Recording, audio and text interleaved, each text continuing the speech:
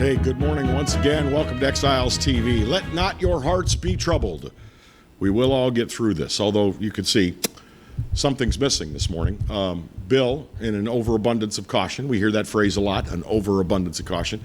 Bill was feeling a little bad the other night, and he actually ran a fever. He says he's feeling much better and his temperature's normal, but Bill went yesterday and got checked for COVID-19, and he also got checked for the H1N2, or is it H2N1? I don't know which, but his doctor checked him for, SARS viruses in general to see if he had regular flu or what. Who knows? But had a little fever spike. He's feeling much better. I talked to him just minutes ago, but Bill thinks it's under the circumstances until he gets those test results back.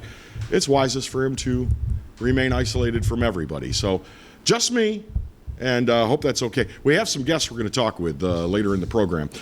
Today, the first hour, we're going to spend some time with one of my favorite people. You know him too. For years, he was a staple on television in the city. Journalist and author Leo Honeycutt will be with us. We're going to talk about how this COVID-19 thing has really made things topsy-turvy at the state capitol and the state government in general. How are they going to get anything done? We're going to talk about that with Leo and whatever else is on Leo's mind. He joins us in just a few minutes. And in our second hour, more of the legalities of what people are talking about.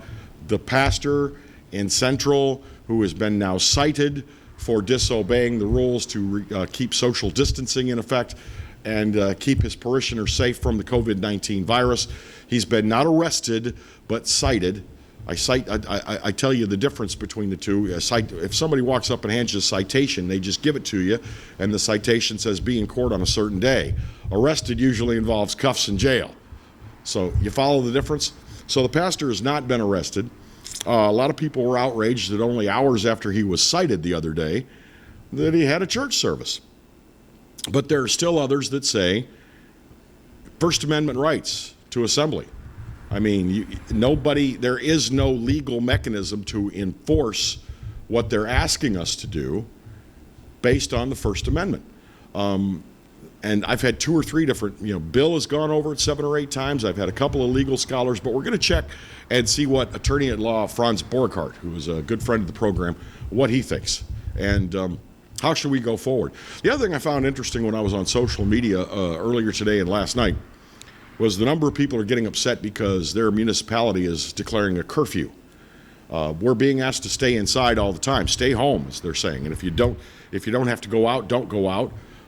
But is it necessary, some people say, to have a dusk till dawn curfew in your community? Is that necessary to tell you that from dusk till dawn you can't go to the grocery store? From dusk till dawn you can't go get gas in your car? Chances are if the police pull you over during the curfew and you just say, I'm just coming back from the grocery store, they'll say, fine, go home. So what is the big deal about having a curfew? When we've got this much restriction already, when we've got businesses that are shut down, when we've got businesses that are operating on just a fraction of what they have been, and by that I'm meaning our restaurants that are only able to do call-in takeout orders, can they stay alive with that? If you add a curfew to that, that means after dark, they can't serve, right? Doesn't it? We'll talk about that with Franz in our second hour. So we've got a lot to talk about. And I would also like to open up the phone lines. Jonathan's going to put the telephone line up on the screen for you. So if you have a question for me or a comment or your impressions or you want to share your story of what you're going through during this COVID-19 thing, you can do that. I welcome your call. So there it is, 831-1029, 831-1029. Love to talk to you. By the way, if you have a question for Leo Honeycutt, our guest coming up in just a few minutes, use that number, 831-1029, and let's get a conversation going. Hope you all are well. Now, of course, people have asked me now, they said they found out through our podcast that Bill had a little health scare the other day. So, of course, the next question is, Kevin, how do you feel? Because you and that guy are with each other all the time. Well, even when Bill and I are together, we maintain 4 to 6 feet distance all the time. Bill and I aren't huggers, not to each other, and we're not exactly swap and spit on a regular basis. So I'm feeling well. I'm feeling good. No symptoms. I am in generally good health. Now, God forbid, should Bill test positive for COVID-19, of course, I'll go out and get tested right away. But until I find out that Bill's positive, I'm going to presume him negative because he's feeling really good, really chipper, and he hopes to return to the program very, very soon. We're coming up on a break here in a couple of seconds, and when we come back, Leo Honeycutt, author, journalist. Perhaps you read his book on Edwin W. Edwards, the biography of the man. Was a bestseller, and he's written some other wonderful books. We're going to talk with him about what's going on in state government, what's going on at the Capitol, and what are his impressions as we go through this COVID-19 thing together. Remember, let your heart not be troubled. We will get through this. We will get through this. There is an end in sight. I have faith. Do you have faith? All right, coming back in just a few seconds here. 831-1029 if you want to talk to us. 831-1029 in the 225 area code. And we will be back with more of Exiles TV coming up in moments on Pelican Broadcasting. Stay there, okay?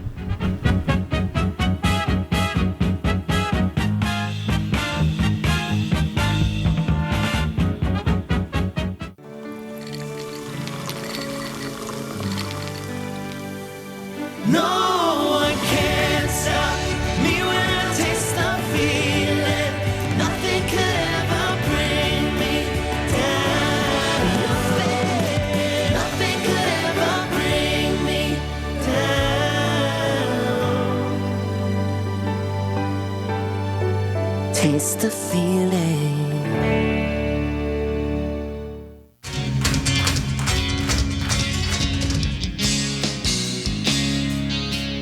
Hey now, give it your best, but the broken lies to rest.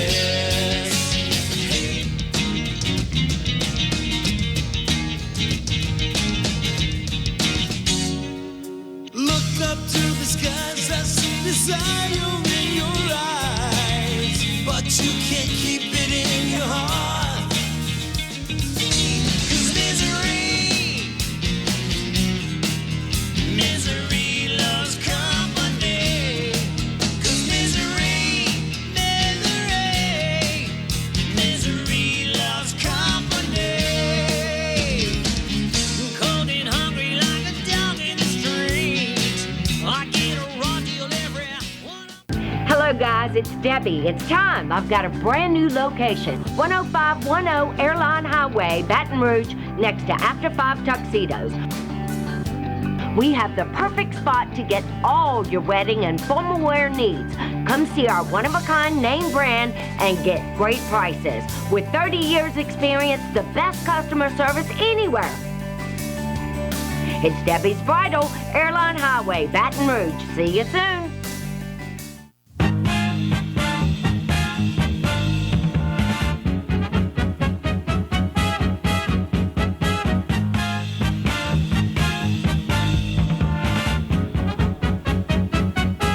We're back, and thank you so much for tuning in. This is Exiles TV. I'm Kevin Gallagher. Bill Profita is going to take a little time off. He had a little health thing.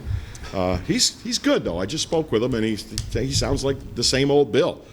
But until he gets the results of his tests, we're going to do the smart thing and keep him away from people.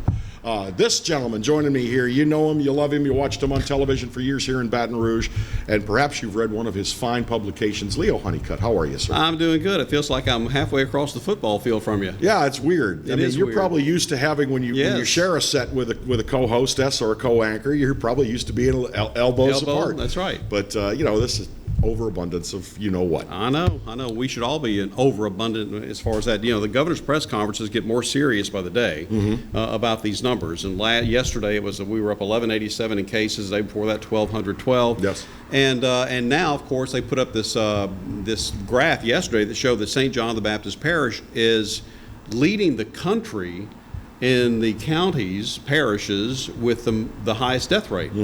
And of course, that's skewed because the lower population per capita, then any death is going to count more. So that would skew that. But it's not that we're having more deaths in New York, not by any stretch, but it's just saying that per capita, Louisiana is leading the nation in the death rate. Yes.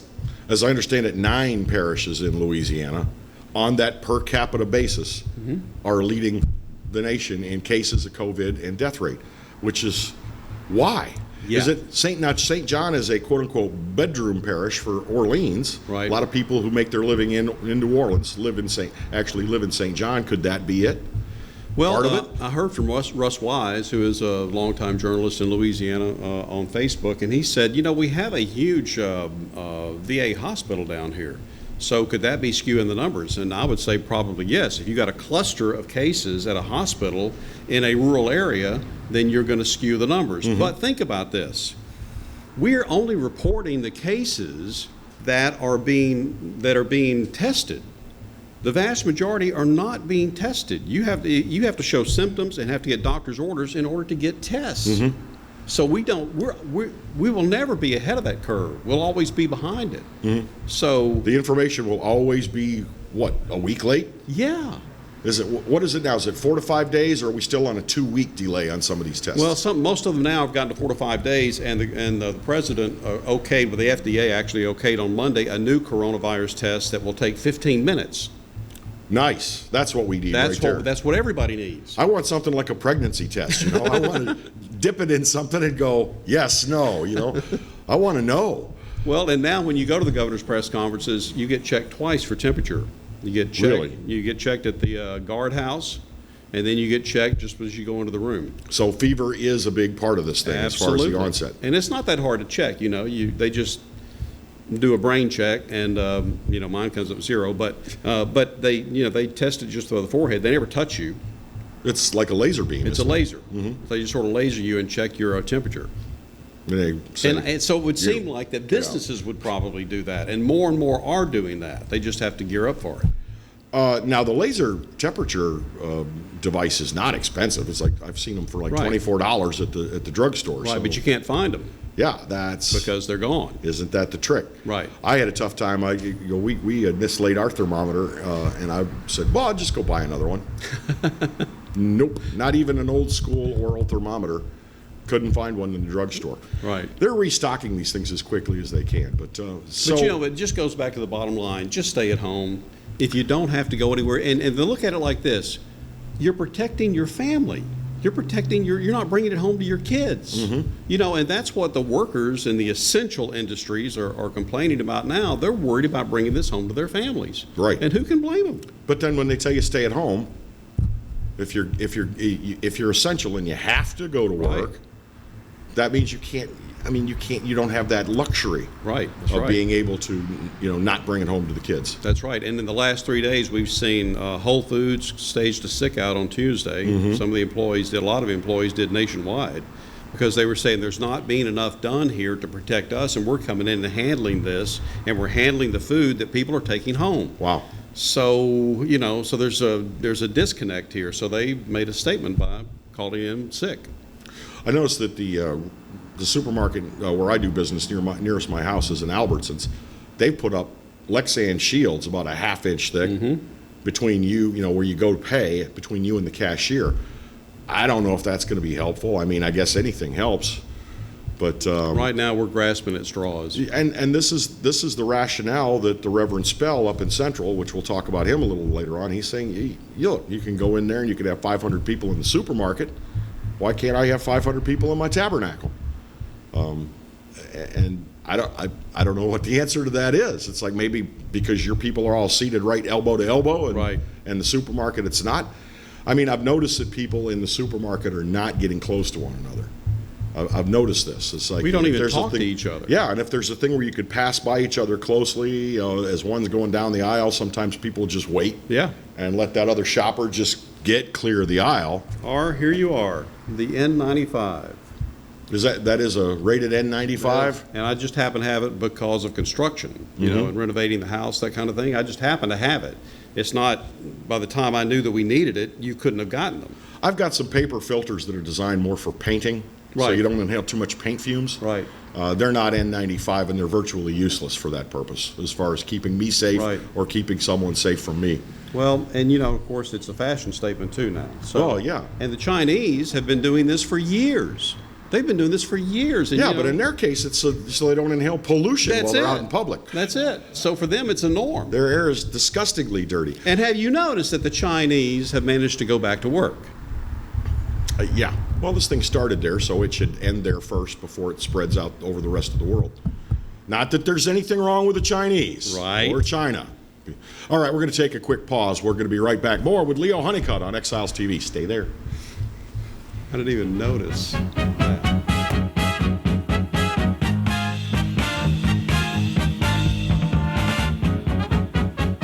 Hi, I'm Bobby Yarborough with Manda Fine Meats. Here at Manda, we know what the folks of South Louisiana love. They love great flavored smoked sausage, delicious deli meats, and specialty items like boudin and andouille sausage. Manda Fine Meats has been providing these products since 1947. We produce them right here in Baton Rouge, so you know you're always getting the freshest product at your local grocery store. Manda Fine Meats.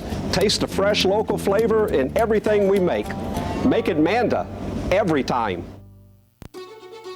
Live and play on the fairway at Greystone Golf and Country Club, a serene, challenging golf destination located in Denham Springs. For tee times and membership opportunities, go to greystonecountryclub.com. From appetizers, pasta dishes, and entrees, La Cantea takes pride in preparing all the Italian cuisine we know you love. Enjoy live music every Thursday through Saturday from 6 to 9, happy hour weekdays from 3 to 6, and brunch on Sundays from 11 to 2, as well as dinner portion-sized lunch specials for under $10. Visit our website to view our menu and book a party or meeting in our large banquet room. Once you try La Cantea, your Italian dining will change forever. Hi, I am Dr. Farrell Frugier Jr., and I am a general dentist at Frugier Family Dentistry. I was born and raised in Baton Rouge, Louisiana. I went to Catholic High School, LSU, and LSU School of Dentistry in New Orleans, where I received my DDS degree in 1986. I always have and will continue to be committed to continuing my education, to invest in technology which makes the diagnosis and delivery of dentistry more thorough, more comfortable, and more aesthetically pleasing. In our practice, we are here to serve the patients. We want to improve their quality of life and to develop relationships with our patients. In dentistry, we have a chance to impact lives on a daily basis, not just by doing dentistry, but by getting to know them and being a part of their life. We also believe in giving back to our community. So every year, we give back to the Greater Baton Rouge Food Bank, Toys for Tots, and Mary Bird Perkins Cancer Center. Please stop by and visit our office. We would love to take care of you and your family. For Total Home Pest Control, who are you going to call? Call the Bug Man, 923-BUGS. For total pest control for your home or business, call the original Salvant. Call the Bug Man today, 923-BUGS. Hello guys, it's Debbie. It's time. I've got a brand new location. 10510 Airline Highway, Baton Rouge, next to After 5 Tuxedos. We have the perfect spot to get all your wedding and formal wear needs. Come see our one-of-a-kind name brand and get great prices. With 30 years experience, the best customer service anywhere.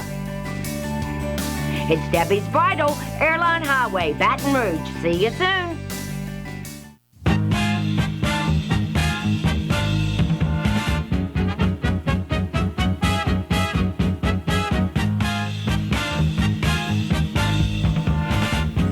Exiles TV continues. I'm Kevin Gallagher. Bill Profita not with us. He will return as soon as the doctor gives him the clean bill of health. Or Karen lets him out of the house. Yeah. Meanwhile, our guest is Leo Honeycutt, author, journalist. You've been around the workings of state government for a long, long time. Yes, I have. Topsy-turvy seems to be almost too light a word to use for the condition of our state government at the time. I'm getting a little fatigued here, to be honest with you, with disasters. I mean, think about this. Just in the last 20 years, 9/11, Katrina, Rita, Gustav, 2008 crash, 2010 Deepwater Horizon. Then we had more flooding in the teens. More flooding, and there were two major floods in 2016. Floods. That's right, 2016. Then 2018, 2019, the Mississippi River stayed at its highest crest level ever on record. Ever. And so now here we are, coronavirus in 2020. Yep. So it's like, how much more can we do? Well, on the one hand, we should be well prepared and well rehearsed for disasters. Yeah. This is certainly a horse of another color here. We're used to being asked to stay at home for our own safety, but not because we're afraid that we could get a disease that could kill us. Right. It's usually just because, services aren't. We've had a hurricane, we've had a flood, and services aren't what they should be. So it's better to stay home and not be part of the problem. How are things in state government? I mean, the legislature has taken massive recesses, right? Mm-hmm. Are they going to be able to get their required legal business done, or could that be as late as midsummer before? I don't see how that can happen. The governor probably later on in the year is going to have to call for a special session, if not two, because there's no way that we can congregate. I mean, the session's supposed to be over by the end of June anyway. Right, and they're supposed to have an approved budget in place by the end of June. You see, now, how can they get that done and be in compliance with state law? All right, now that's a whole nother problem, because the budget's based on $54 a barrel oil, and oil yesterday, 22? West Texas crude was $20.94. Oh my God. So now the president just 45 minutes ago announced that that he has asked the Saudis and the Russians to put aside their production war and to cut back on production by 15 million barrels a day. Now that's going to cause it to spike back up, but we have such a glut because nobody's going to work. Right. So we literally don't have any place to put the production. Gasoline is $1.79 a gallon. Right. I mean, I haven't seen it that low, and I can't remember. I know. I can't remember how. But it's like you've got gasoline, cheap enough to take the road trip, but you can't go to the road trip. No place to go. Right. So and you can't get into the state of Florida, right? Texas, I'm told, is now starting to screen people from Louisiana. It's like you can't come to Texas. We don't want you here. But we really can't go anywhere. I mean, it's a sensible thing to do. Yeah, the sensible thing is to just stay out and kind of let this storm blow over a little bit more, so we get more of a handle on just how serious this is. And the numbers are showing in Louisiana it's serious. So it is spreading. Like we were talking earlier, the only numbers we're getting are people who've actually been tested. The vast majority of people haven't been tested. So we don't know what that number really is. I think about things like, when we talk about essential people being allowed to, move about and do their business. One thing I think about is interstate truckers. Mm-hmm. So you got an interstate trucker, has the virus. Now I'm told that there is a period during which you can have this, transmit it, and feel fine. And then, of course, with any virus, there's the chance that you never get sick. You just have it, and you're a carrier. Right. I worry about people that their whole job is, I'm going to Santa Fe, I'm going to Los Angeles, that's my job. Granted, they may only spend a day or two there, but, this is another way that the virus spreads. Well, it is, and most truckers they do get out of their trucks, but when they take a load, they're just backing up to the dock. Somebody else unloads it, so they don't really see them. Now, if there's something that's on the material that they're leaving behind, then that could spread it, I guess, like that. But there's that point at which you got to hand the clipboard to somebody, but yeah. 6 feet, rubber gloves, gloves, the mask, that kind of thing. In state government, though, Louisiana particularly has a problem, because with every drop of the dollar in price of oil, we lose $12 million in severance. Mm-hmm. So if it stays $30 under what our budget is, that's $360 million in a shortfall that we already have going in the middle of this session. So who knows where that money would come from? And plus, we're having to expend, now we're at almost $275 million, I think, in the expenses from the state government to gear up for coronavirus. Mm-hmm. Now, that's going to be reimbursed because we're getting $1.8 billion back from the federal government to reimburse us for that. And the ventilators, we're so far behind on ventilators. I mean, the governor yesterday said point blank, pretty grimly, there will be people that will die from this if we surge on the hospitals. If we inundate the hospitals with cases, there are going to be people who need ventilators who just don't have them. Mm-hmm. So if they can live long enough to get a ventilator, then they can survive. And ventilators will chops the recovery rate by 75%. But if you have extenuating conditions, if you have preconditions, it's going to be tough. Mm-hmm. Diabetes leads. If you're a diabetic, you're at the most risk of anybody. Mm-hmm. That's for that reason, my wife and I cannot go visit her sister in Covington, who lives all by herself, nearly 70 years of age, and diabetic. And until I know whether or not I have this thing or not, or have reason to be tested, I just best thing to do is not pay her a visit. My 85-year-old mother in Natchez, can't go visit her. Just wouldn't be a good idea right now. FaceTime is really useful right now. Yep.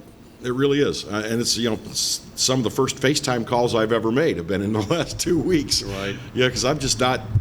To me, being able to see my face, gives new meaning to obscene phone call. Wow, take that away.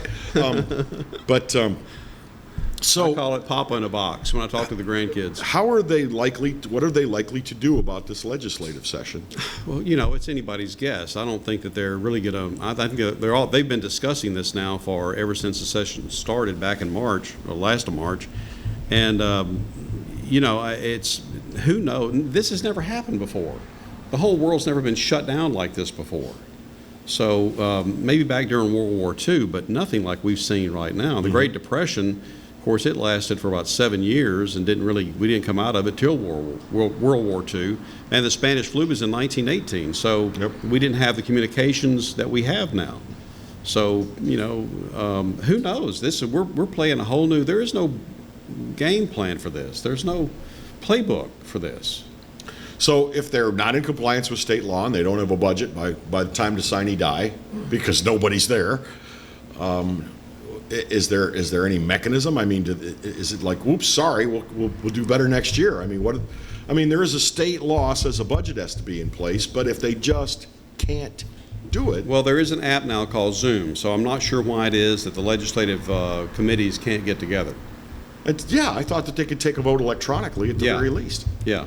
So I think that's possible, and they're going to be pushed to that point to be able to do that. And if nothing else, House Bill 1 and House Bill 2 could get passed, and then they could sine die, and then they could call a special when the coast is clear. Right. They're going to have to do it. I'm sure the governor, after doing 10 during his first term, is not anxious to call for another special session, but I don't see where he has any choice. Well, and he's already said we got to stay at home until at least April 30. So you still got 28 days left on that. So now you're talking about May, June. I'm not sure that the legislature could get everything done in that 60-day period. What's your concern for small business coming out of the end of this thing?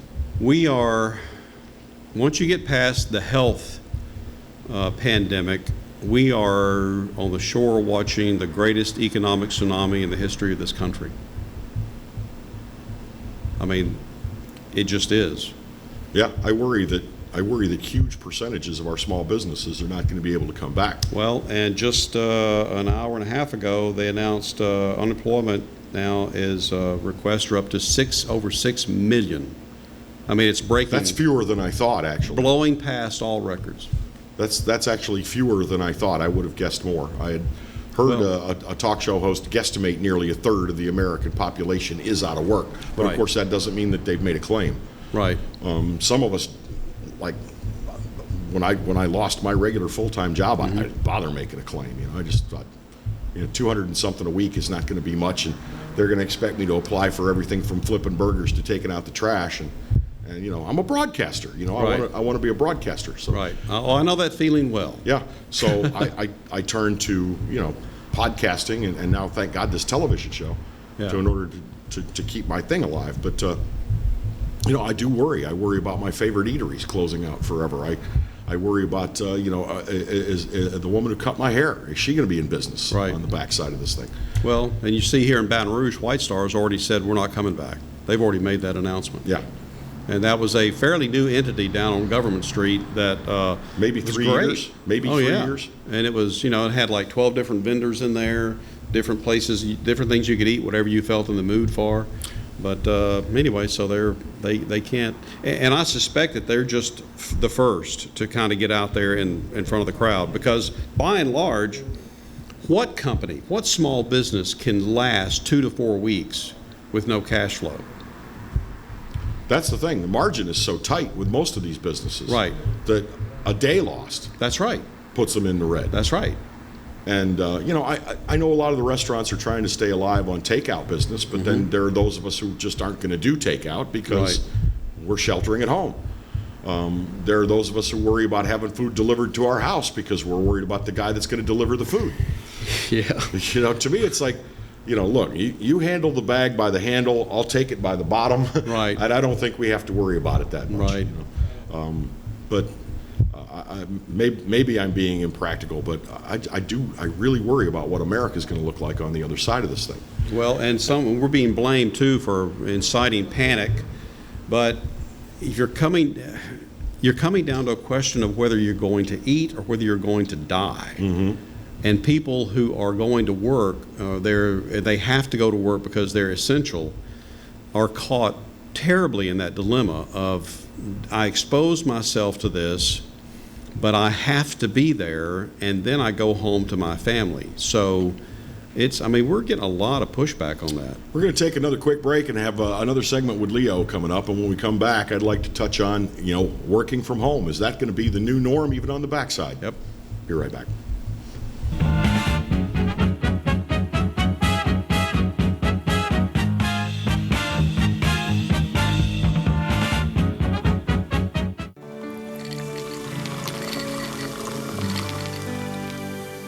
No one can stop me when I taste the feeling. Nothing could ever bring me down. Nothing could ever bring me down.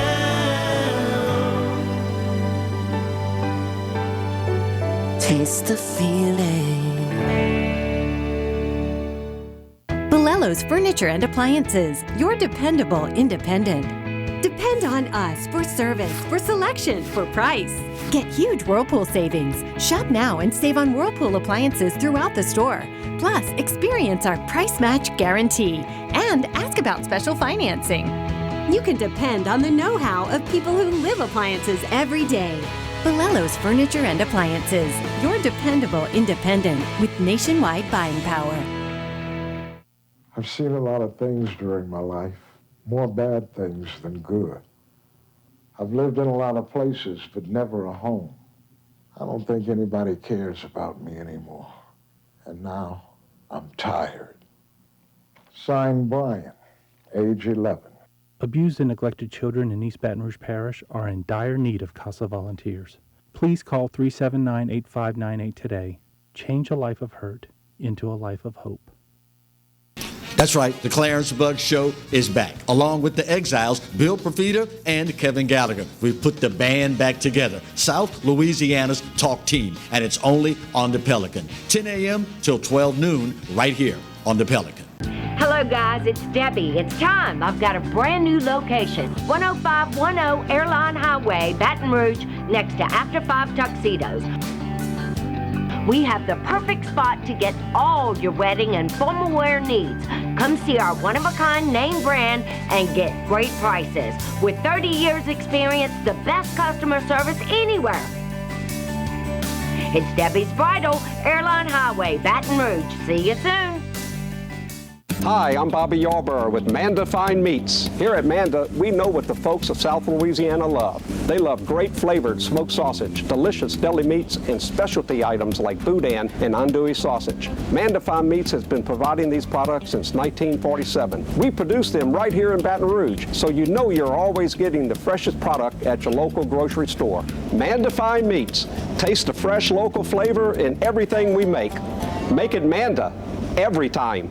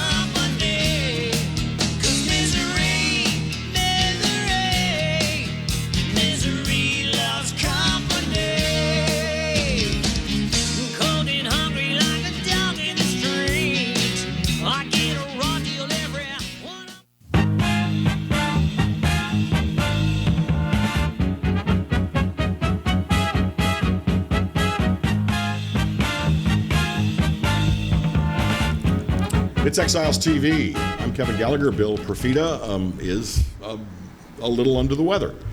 Bill had a temperature spike a couple of nights ago, and temperature is one of the early warning signs of this thing, this COVID-19. So yesterday he went and was checked for not only COVID-19 but other SARS viruses and flu viruses.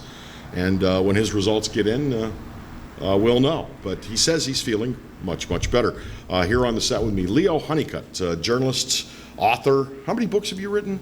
Let's see. Fiction and nonfiction? Published 5 and got 7 in the works. Wow. I mean, number 5, 6, 7 in the works. You're prolific. Prolific is well, but but I've been working out of my house for 20 years. Mm-hmm. So I'm kind of used to this is the norm for me. Mm-hmm.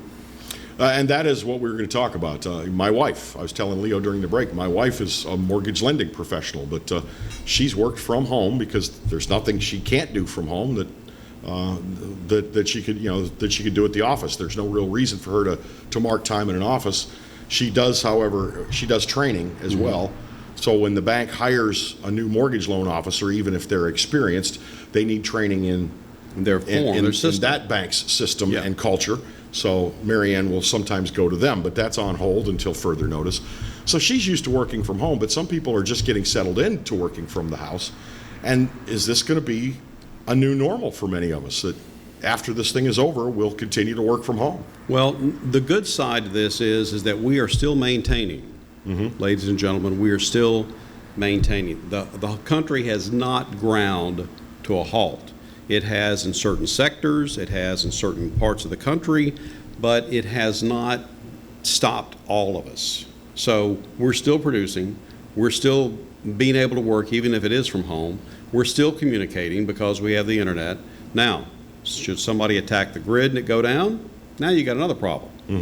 But until we can get past what the numbers on the virus are, then it just behooves us, for us and our families, to stay at home and figure out a way. And Americans are the world's leader when it comes to figuring out a way. And this is what's amazed me with coronavirus. The radio station group that I used to work for, they got really busy on this thing, and now they've got most of their on-air people for their music radio stations doing their show from home. They've got the technology and the capability, and broadband internet opens a lot of doors. So at least on the stations where people are used to hearing music all the time, they can have their hosts do their show, from home. Right. And nobody needs to be risking anything by coming and going. Now, there are some essentials, like they have a talk radio station that I was proud to be a part of for 5 years. They've got to be there, and they're there putting in extra hours. Right. But they're also keeping themselves isolated, no guests in or out of the building. If you've got a guest, you've got to do them over the phone. They're doing what's necessary to not to spread this thing. But well, it doesn't always work in broadcasting because you have such a delay. You have a delay between when somebody can talk and then they talk over each other, then nobody can understand what they're saying. Right. So the Zoom thing works as long as everybody either mutes and then opens. But see, all that takes a split second. So it's just you can get more of a flow of a show when like we're together, and we're playing off each other. We're 6 feet apart. We're 6 feet apart, more than that. But when you're looking at a screen, then it becomes problematic. It's almost like us doing live shots via satellite. It used to be about a second delay between somebody asking you a question and then the director at the station punches you up and you're standing there as if you haven't heard the question. Then all of a sudden you start talking because you heard the question. No doubt you continue to watch local television. What do you think of the way your colleagues in local television are handling this? Well, I think they're all doing a great job. I think they're doing what they can do. Now, what I'm hearing is that there's so many advertisers that are pulling out because they don't have the cash flow, they don't have the traffic anymore. So the first thing to go is the marketing plan. Right. So that budget's out the window. So they're going to go into a deficit position at most of the broadcasters now and the newspapers. I mean, you see where the Advocate started asking for donations. So, asking for donations in a climate like this is tough. Yep. Just had this conversation yesterday with Pat Englade with the Capital Area Law Enforcement Foundation. Califf is in a situation where they still need people's donations. Right. Because they've also, in addition to trying to get body armor for every cop, they're now also trying to get filter masks and gloves and make sure that every cop at least has a face shield or masks, and want to make sure they get that into cops' hands. But asking people for money to help make that happen, I mean, tough, very tough. I feel bad for any nonprofits that are trying to to rely on the private sector to keep them alive. Well, and look what was happening to retail before coronavirus ever showed up. There was a lot of complaints. I mean, but it's just business is what it winds up being. That Walmart decimated small town America because it took out the mom and pops. Right. Okay, and so everybody goes to the low price leader, right? Well, now Walmart is in the battle for their lives with Amazon. The trouble with ordering on Amazon, and I do this, but when you do that, you are ordering something from wherever it comes from. Your money is transferred by wire out either your credit card or your bank to the New York bank or wherever the bank is for Amazon, and you wind up getting that on your doorstep. Completely leaves the state. The money is gone and does not stop at the local store, does not pay for a clerk's salary, does not pay for middle management. So we were having... All we get is sales tax revenue. Right. Thank God we got that in place for online sales. I know a lot of people don't agree with me, but really we needed sales tax collection for online sales. But that's the reason why you're seeing storefronts go blank, and that's why you're seeing malls shut down. I mean, it's just the day of the mall, at least for now, is over.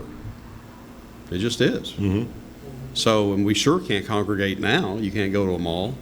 But I'm just saying that the way we conduct business now means that no money stays in the local community. I mean, I still drive up to North Louisiana to see my folks, and all those little small towns that were agrarian towns when I was growing up, and I mean, they were vibrant. Ghost towns now. Yeah. Ghost towns, they're gone. And so I was asking my brother-in-law, who's a crop duster up there, and has a big agriculture business. He said, I said, what changed in the last 25 years? He said, well, 25 years ago, it took 12 to 15 people to work 1,000 acres. Now it takes 2. Yeah. And they can do it faster. So he said, our mechanization has made everything far more efficient. But what happened to those other 10 or 15 people? Yep. Well, and we're also reaching an age where the younger generations are not interested in farming at all. That's right. So, it's just it's a changing world, and we don't know if it's changing. It's hard to tell right now. Is it getting better or is it getting worse? Is technology helping us or is it actually killing us? Well, that's the question. The only constant is change. I mean, that's unfortunate. I mean, that's just the way life is. The only constant is change. The whole world changes, but the thing that doesn't really change is human nature. That's my first telephone call while I'm live on TV. Oh, it is? Yeah, that's the first time a friend of mine's calling me. It's like, well, that's the one friend who doesn't know I've got a live TV show. So I thought maybe she was calling to make sure you got, be sure to pick up a gallon of milk. She's probably calling me and say, stop drumming on that table. Who knows? If you would like to call and talk to Leo Honeycutt, we got a few minutes left, and you can call us at 225. Help me out, 831-1029. Is it 831-1029? Thank you, Jonathan, for putting that up. If you've got a comment, a question, are you working from home? Is this new to you, or is this something that you've been doing for a long time? And if it's new, are you thinking this may be what it's going to be like for you from now on, is working from the house and staying home all the time? I think that the restaurant industry may be able to adapt to doing mostly call-out business, but then there's bars. Right. Bars need people to come to the bar. You can't do take-out booze. It just doesn't happen. And a lot of these places, I mean, if they're staying busy with call-in takeout orders, they're still not going to be able to replace the dine-in business. It just is not going to be the same. I am optimistic. I believe that as soon as anything is lifted, we are going to go back to restaurants and lounges and crawfish boils and cookouts by droves. I think so. I've already told people when this thing is lifted, the first thing I want to do is go to Drago's, and I want 24 char-grilled oysters just for me. Just for me. I'm just going to sit there. But Drago's has to still be there when you get there. Yeah, that's what I'm hoping. Of course, if Drago's isn't, chances are someone else will, but I want some char-grilled oysters. But I didn't get to go to Drago's. Right. That's one of my favorite places to dine in New Orleans, and when they opened here, and I never got by, and then this thing happens. So, and have you ever tried char-grill your own oysters? I haven't tried to do it myself, but I love them. No. You don't do it? You got to know what you're doing. Really? You have to know what you're doing. Otherwise, you get charred oysters, period. And they're not really cooked, or they don't have that smoky flavor? No. Oh, wow. Burnt. Well, it looks like our jobs report's burnt, too. 6.6 million Americans have applied for unemployment. 6.6 million. We're headed towards 7. Americans. We got to be tough. We got to get through and this to put thing. that into perspective, on jobs reports, when this didn't happen, we're usually between 200,000 and 300,000. Leo, you want to stay right up to the top of the hour? Yeah, sure. Okay, we got 15 minutes left. I don't have anywhere to go. Yeah, exactly. We're going to take a break in 20 minutes. Coming up in our second hour, Franz Borghardt will be with us, and we're going to talk some legal ramifications of this thing. How are we going to look from a legal standpoint? And what is the legality of things like curfew? Should we just go bust that pastor in Central? Should we lock him up? Or is that exactly the kind of PR he wants? We're going to talk about that with Franz in our second hour. That's on the way. Stay by.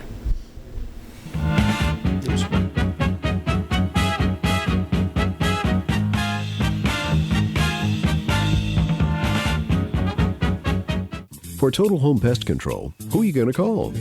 Call the Bug Man, 923-BUGS. For total pest control for your home or business, call the original Salvat. Call the Bug Man today, 923-BUGS.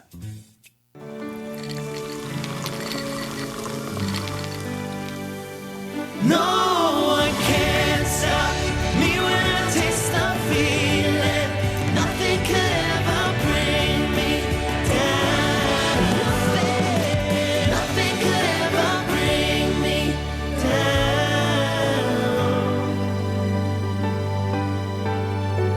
Taste the feeling.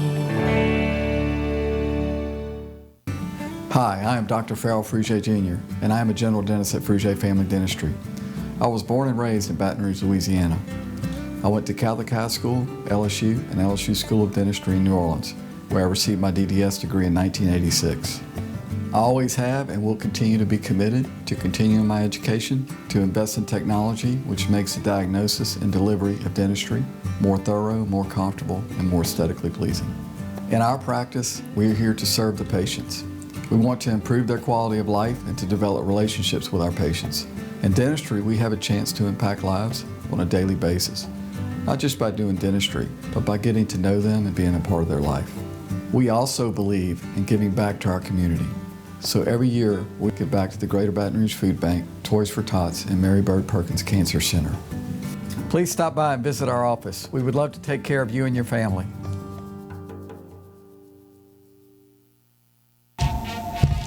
Clarence Bug Show.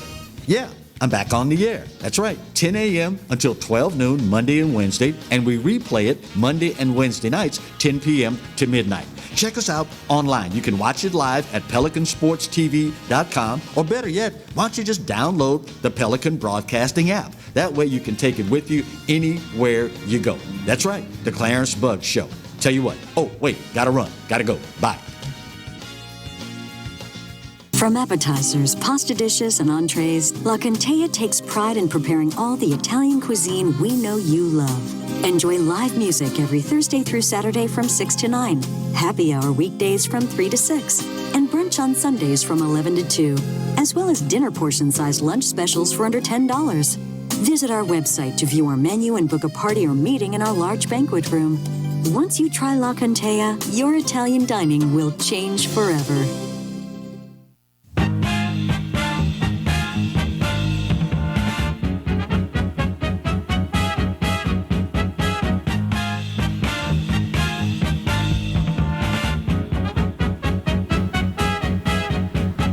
Exiles TV continues. I'm Kevin Gallagher. Bill Profita is going to take a couple of days off from the program.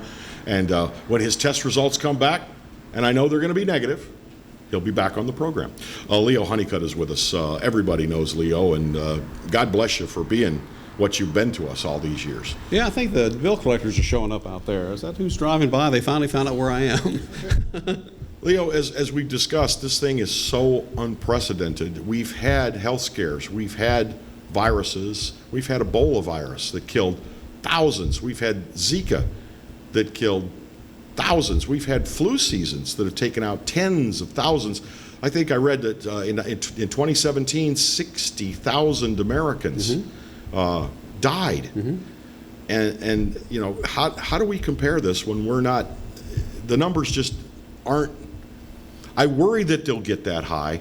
But what set this apart? What made this so different from any other health scare that we've had? Well, Dr. Fucci yesterday really set the world on its ear when he said we could see 240,000 people in America. That scared the hell out of people. Yeah. And today he was kind of crawfishing on that a little bit. I watched him on the Today Show this morning. But he was kind of backing off on that prediction. But he still said this is not a reason to let any guard down, because this could still happen. This could be a best case scenario if 250,000 people die. So what it tells you is that while we've all been used to the flu or some form of the flu, because every year we get the flu shot, yada yada yada. But this virus, the coronavirus, is like SARS and the other ones that have emanated out of China. Avian flus. You racist. Well, that's a fact. I'm sorry, but it's a fact. I mean, certain things are facts. Anyway, so this virus now latches onto, it's airborne, and it latches onto the lungs. If you get it and it gets into your lungs, then you got a major problem. That's why we need the ventilators. Now, the governor yesterday said we're going to get 150 ventilators from the federal government from the stockpile, hopefully in the next 2 or 3 days. But guess what? We need 14,000. 14,000. Yow. Now, is this he's mentioning the stockpile? What about ventilators that are being shipped directly to the health provider sources and not going through a federal stockpile? Well, we've asked for 5,000 more from the stockpile, but we need another 9,000 from private vendors that are on order. But of course, we're 1 out of 50 states.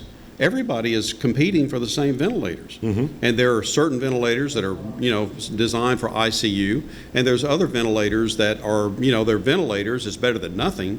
But right now, we're trying to get anything for the ventilators, because we expect that number to grow over the next week. So, is it the comorbidity of this virus? Is it the unpredictability of its ability to spread? Because I remember when they first hit us with COVID-19, nobody was saying this could be airborne. Well, it's not only is it airborne, it can last in the right conditions on something like stainless steel for 3 days. Wow.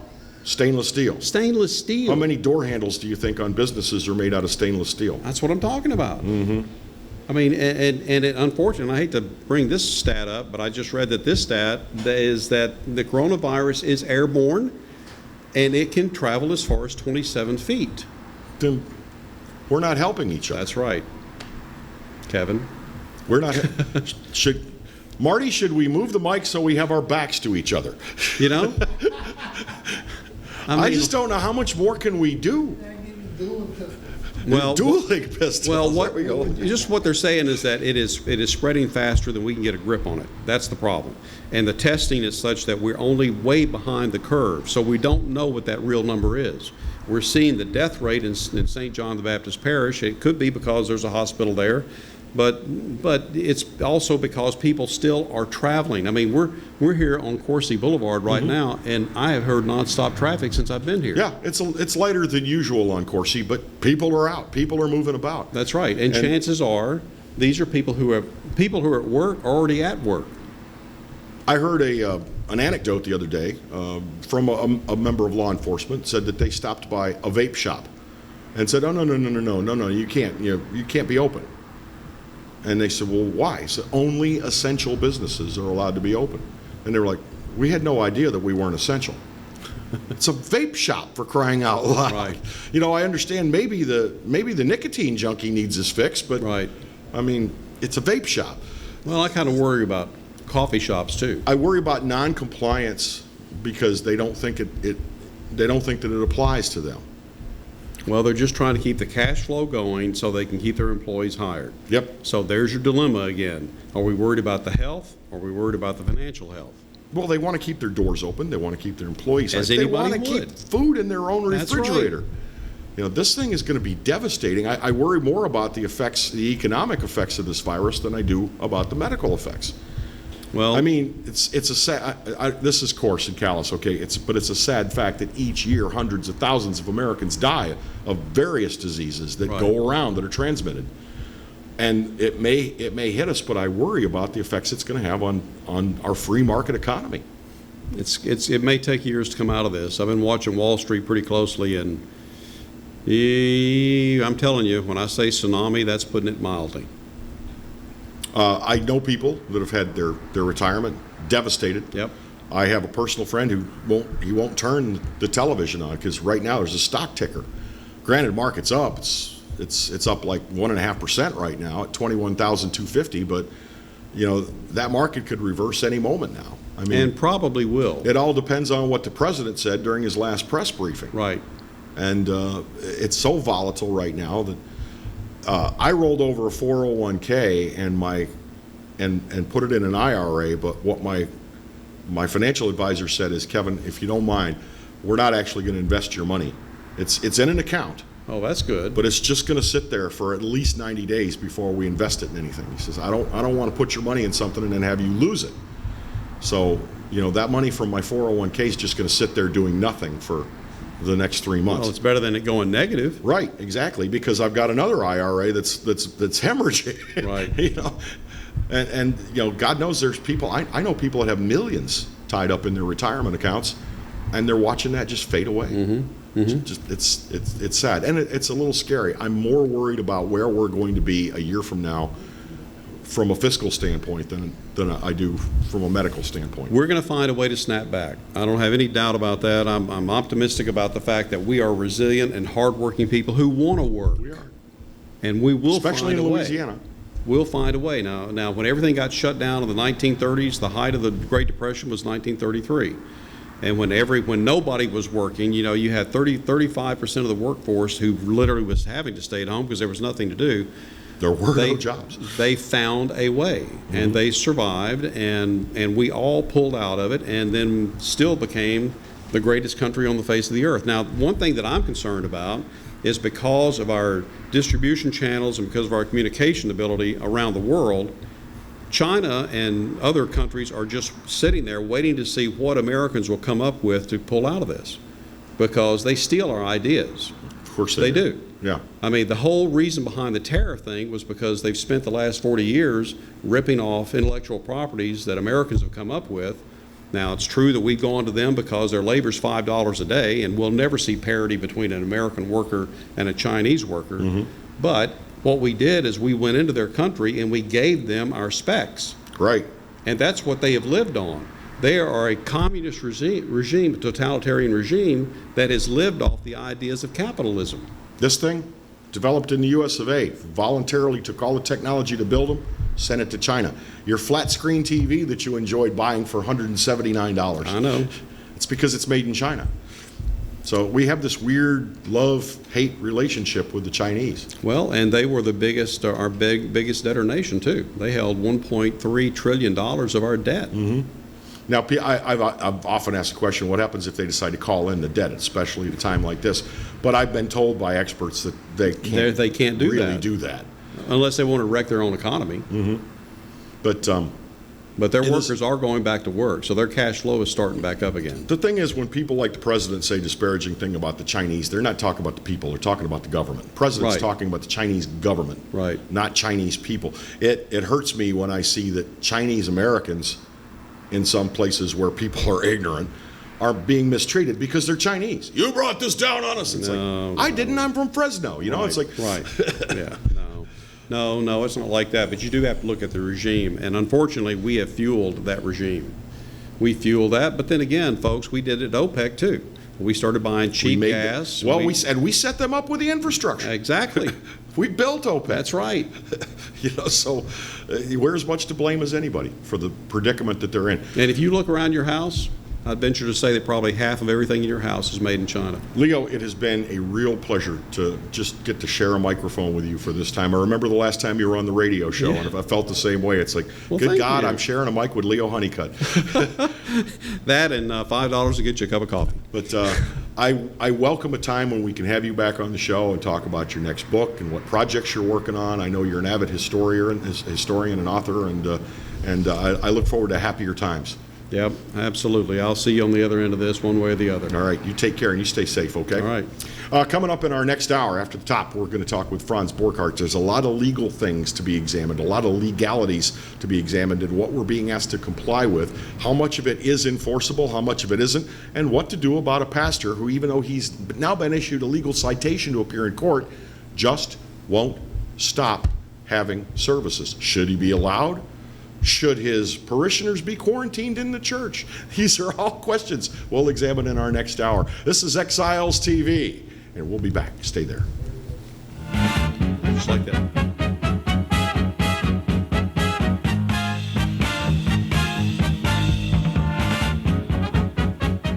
Bellello's Furniture and Appliances, your dependable independent. Depend on us for service, for selection, for price. Get huge Whirlpool savings. Shop now and save on Whirlpool appliances throughout the store. Plus, experience our price match guarantee and ask about special financing. You can depend on the know-how of people who live appliances every day. Bellello's Furniture and Appliances, your dependable independent with nationwide buying power. From appetizers, pasta dishes, and entrees, La Contea takes pride in preparing all the Italian cuisine we know you love. Enjoy live music every Thursday through Saturday from 6 to 9, happy hour weekdays from 3 to 6, and brunch on Sundays from 11 to 2, as well as dinner portion-sized lunch specials for under $10. Visit our website to view our menu and book a party or meeting in our large banquet room. Once you try La Contea, your Italian dining will change forever. Hi, I'm Bobby Yarborough with Manda Fine Meats. Here at Manda, we know what the folks of South Louisiana love. They love great flavored smoked sausage, delicious deli meats, and specialty items like boudin and andouille sausage. Manda Fine Meats has been providing these products since 1947. We produce them right here in Baton Rouge, so you know you're always getting the freshest product at your local grocery store. Manda Fine Meats. Taste the fresh local flavor in everything we make. Make it Manda every time. Hello guys, it's Debbie. It's time. I've got a brand new location. 10510 Airline Highway, Baton Rouge, next to After 5 Tuxedos. We have the perfect spot to get all your wedding and formal wear needs. Come see our one-of-a-kind name brand and get great prices. With 30 years experience, the best customer service anywhere. It's Debbie's Bridal, Airline Highway, Baton Rouge. See you soon.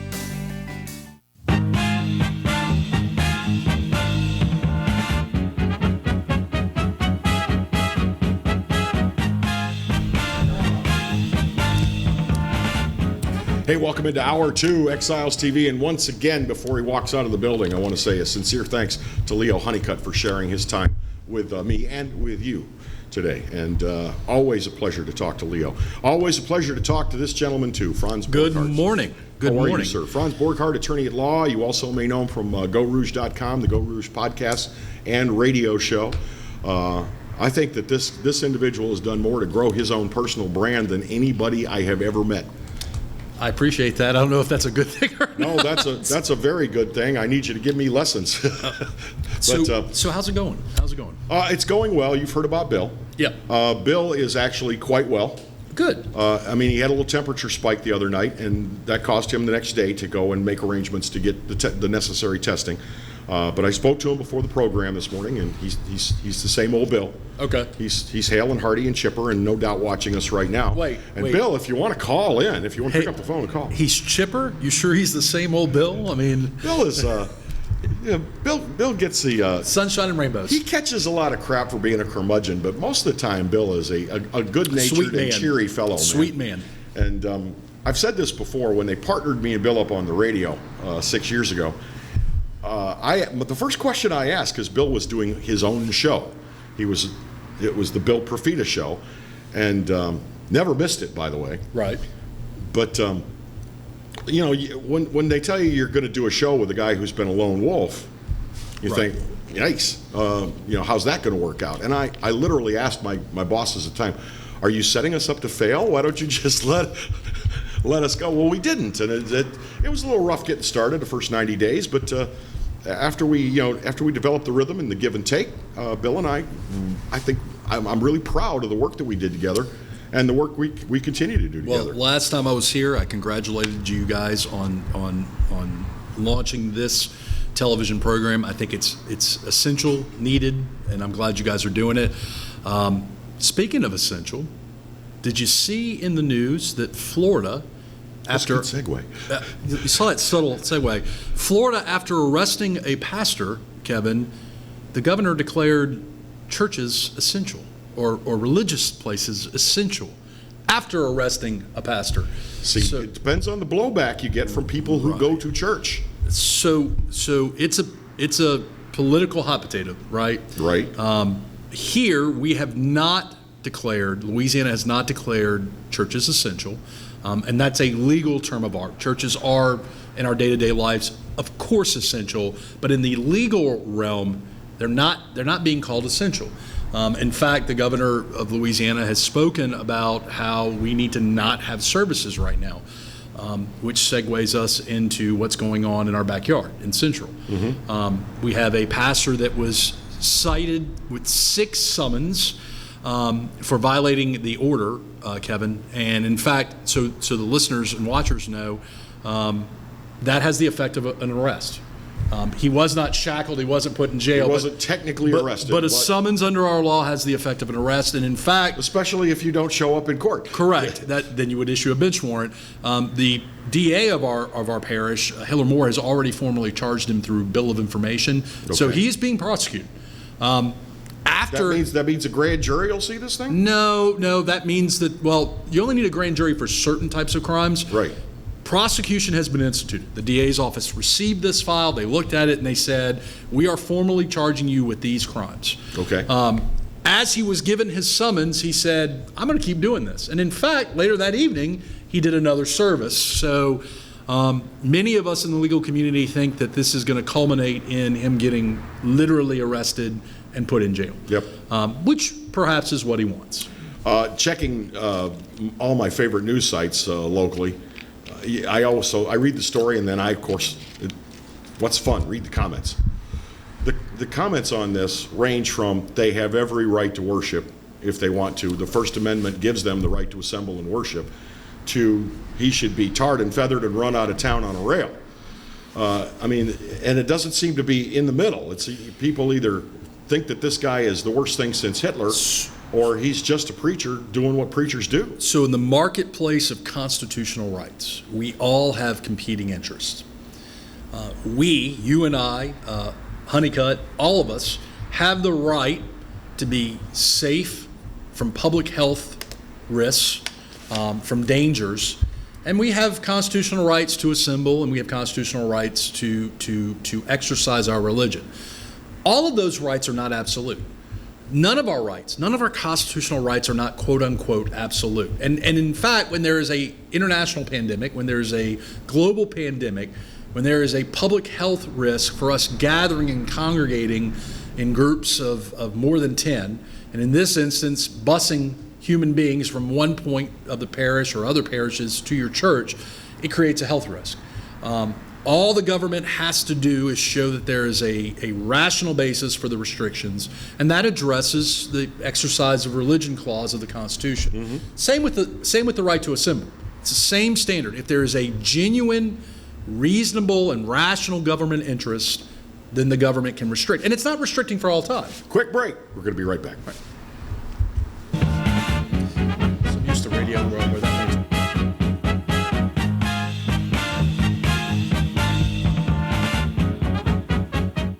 Hello guys, it's Debbie. It's time. I've got a brand new location. 10510 Airline Highway, Baton Rouge, next to After 5 Tuxedos. We have the perfect spot to get all your wedding and formal wear needs. Come see our one-of-a-kind name brand and get great prices. With 30 years experience, the best customer service anywhere. It's Debbie's Bridal, Airline Highway, Baton Rouge. See you soon.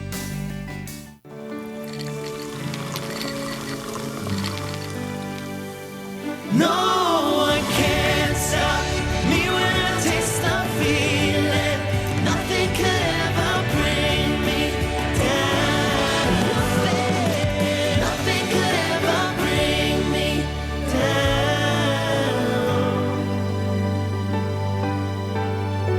Taste the feeling.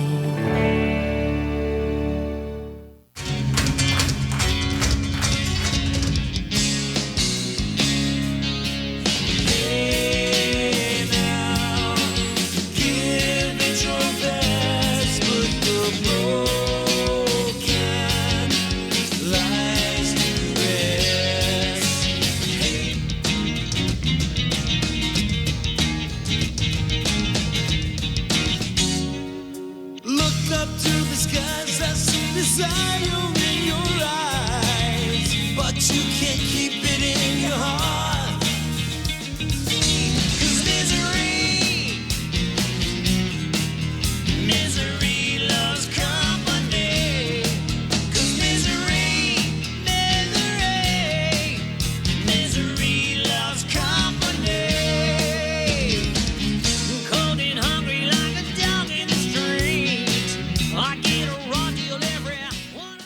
That's right, the Clarence Buggs Show is back. Along with the Exiles, Bill Profita and Kevin Gallagher. We've put the band back together. South Louisiana's talk team. And it's only on the Pelican. 10 a.m. till 12 noon right here on the Pelican.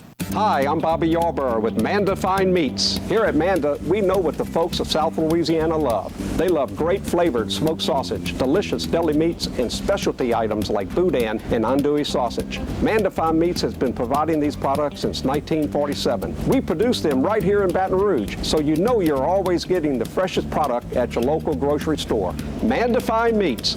Taste the fresh local flavor in everything we make. Make it Manda every time.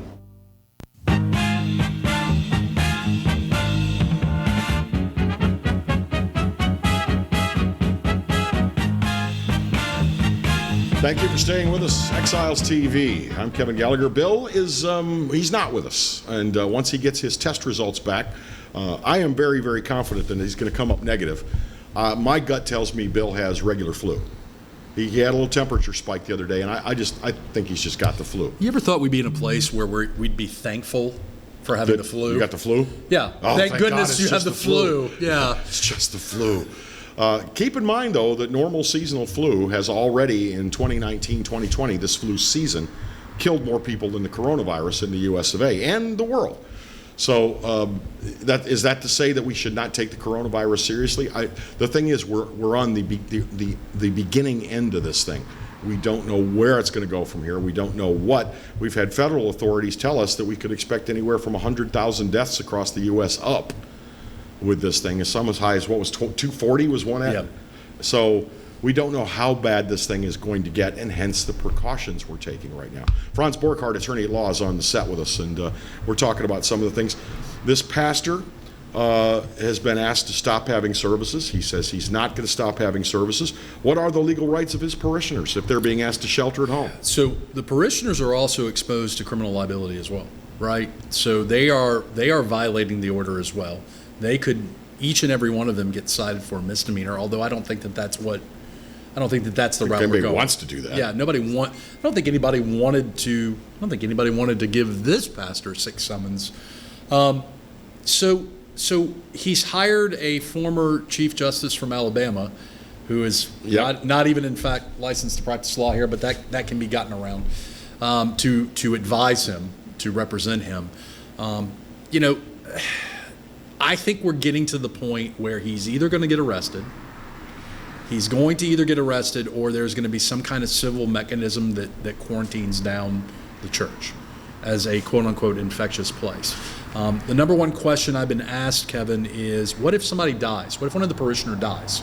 Could he be charged with an additional crime, like negligent homicide? Well, anybody who is infected by one of those parishioners, are they guilty of negligent homicide? So we have laws in the books that address when you give a disease to someone intentionally. Mm-hmm. Okay, we saw that with the AIDS epidemic, but in terms of negligence, I think you've got some problems with charging someone for negligently giving someone else and causing their death. I think, first of all, you got to be able to trace where the disease oriented from. Right. Did it orient from the church? Did they orient it from the Winn-Dixie that they were at, or the Walmart? Right. So you got to be able to find out where the origin of the disease was in terms of that person, that death. Very difficult to establish. Yeah.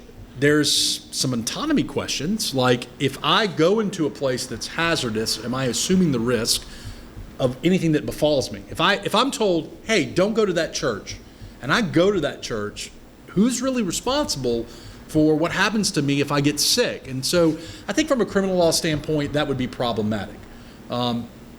Candidly, I think all the political leaders, the governor, the DA, the sheriff, the central police chief, all of these guys just want this guy to stop having services. Mm-hmm.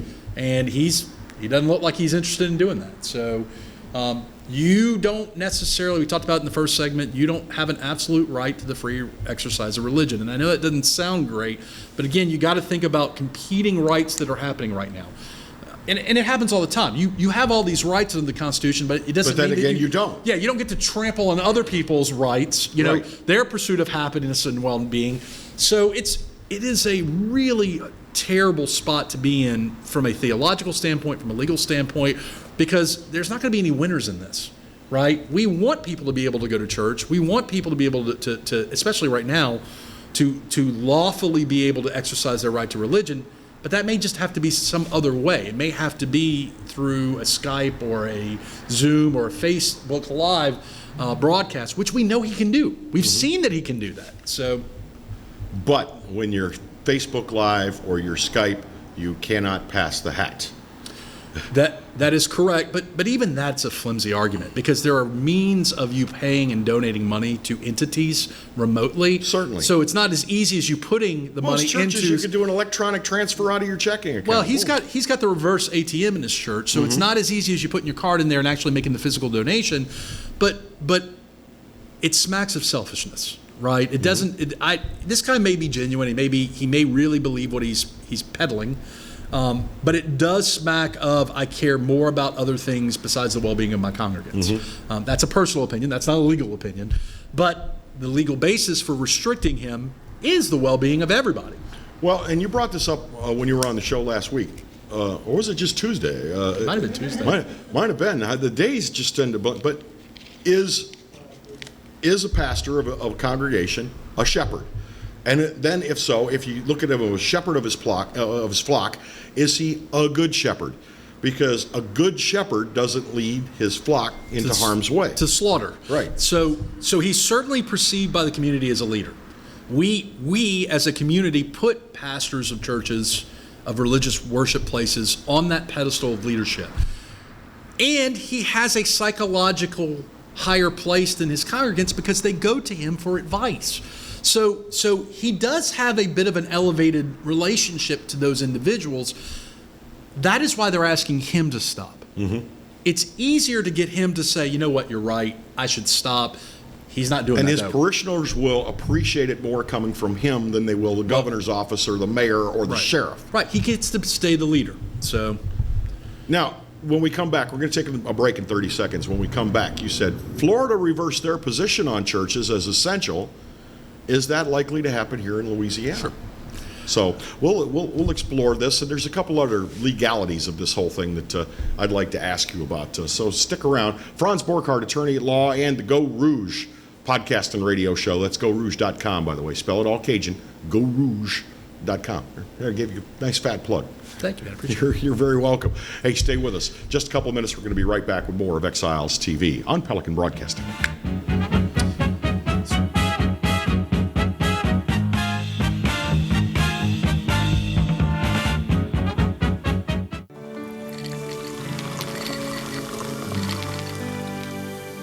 No one can stop me when I taste the feeling.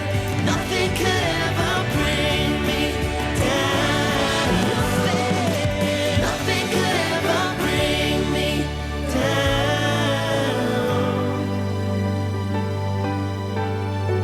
Taste the feeling. Hi, I am Dr. Farrell Frugier Jr., and I am a general dentist at Frugier Family Dentistry. I was born and raised in Baton Rouge, Louisiana. I went to Catholic High School, LSU, and LSU School of Dentistry in New Orleans, where I received my DDS degree in 1986. I always have and will continue to be committed to continuing my education, to invest in technology which makes the diagnosis and delivery of dentistry more thorough, more comfortable, and more aesthetically pleasing.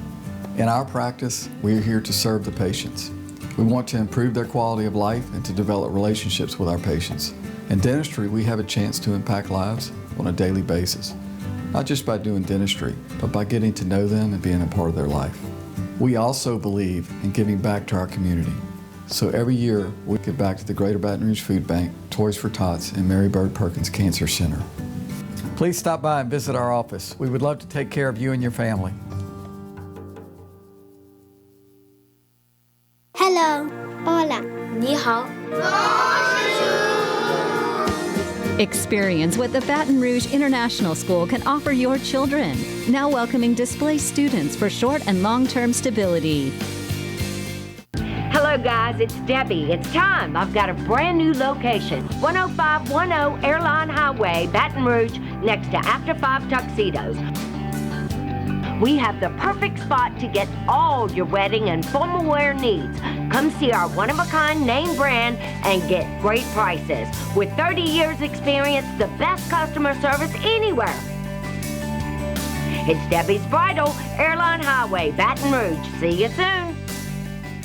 Hi, I'm Bobby Yarborough with Manda Fine Meats. Here at Manda, we know what the folks of South Louisiana love. They love great flavored smoked sausage, delicious deli meats, and specialty items like boudin and andouille sausage. Manda Fine Meats has been providing these products since 1947. We produce them right here in Baton Rouge, so you know you're always getting the freshest product at your local grocery store. Manda Fine Meats. Taste the fresh local flavor in everything we make. Make it Manda every time. Clarence Bugg Show. Yeah, I'm back on the air. That's right, 10 a.m. until 12 noon, Monday and Wednesday, and we replay it Monday and Wednesday nights, 10 p.m. to midnight. Check us out online. You can watch it live at PelicanSportsTV.com, or better yet, why don't you just download the Pelican Broadcasting app? That way you can take it with you anywhere you go. That's right, the Clarence Bugg Show. Tell you what, oh, wait, gotta run, gotta go, bye. From appetizers, pasta dishes, and entrees, La Contea takes pride in preparing all the Italian cuisine we know you love. Enjoy live music every Thursday through Saturday from 6 to 9, happy hour weekdays from 3 to 6, and brunch on Sundays from 11 to 2, as well as dinner portion-sized lunch specials for under $10. Visit our website to view our menu and book a party or meeting in our large banquet room. Once you try La Contea, your Italian dining will change forever.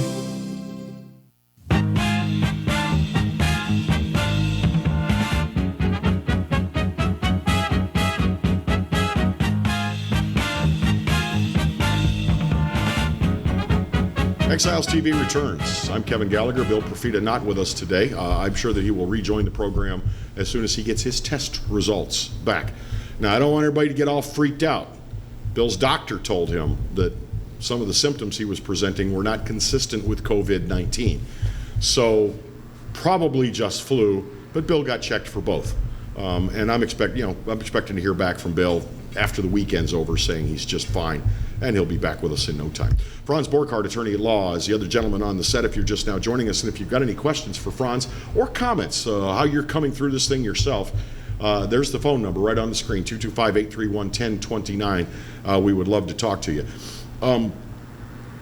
We talked about Florida. You said that the man who was arrested, the preacher who was arrested in Florida, I guess his arrest is going to be negated. The charge is going to be dropped because now his church is looked at as an essential. Tricky. I don't know if it was a clarification move by the government there to say, hey, we're just making sure you know churches are not excluded. I would suggest that probably he won't be prosecuted to the fullest or at all.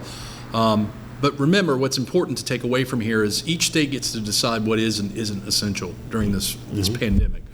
So if the state decides, hey, this isn't essential, then it isn't by legal definition essential.